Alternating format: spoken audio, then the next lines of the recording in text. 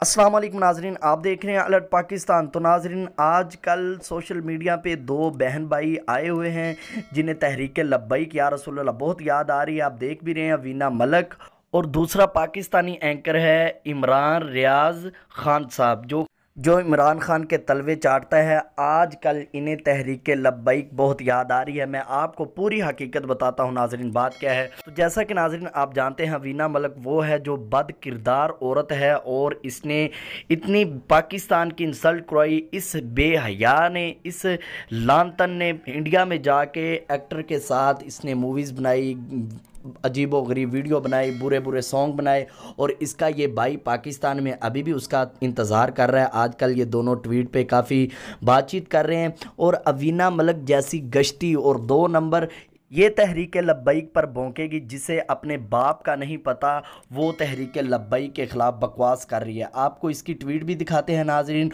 और इसका भाई आप देख भी रहे हैं, इमरान रियाज खान साहब, जो कि खान का पालतू कुत्ता है और ये हर वक्त खान की बातें करता है। आजकल ये भी तहरीक लब्बैक के ख़िलाफ़ हुआ है।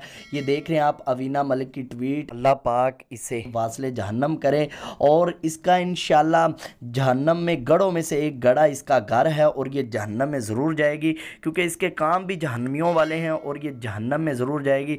इस लानतन को पैसा फेंको और इसे नंगा आप देख सकते हैं। ये इस तरह की गश्ती है और ये तहरीक लब्बैक पर भौंक रही है। इनके भौंकने से हमारी इस तहरीक को कोई नुकसान नहीं होगा। हमारे अमीरुल मुजाहिदीन ये बात कह गए थे कि फैज़ाबाद का जो धरना था, इन काफरों को, इन यहूदियों को इसी तरह ये चुभता रहेगा और ये चुभता रहना इन्हें।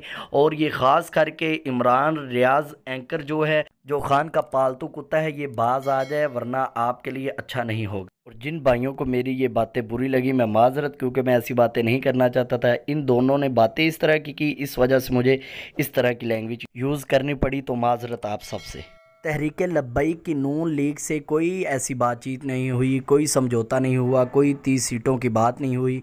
ये सब फेक खबरें हैं, आप इस पे कान ना धरें।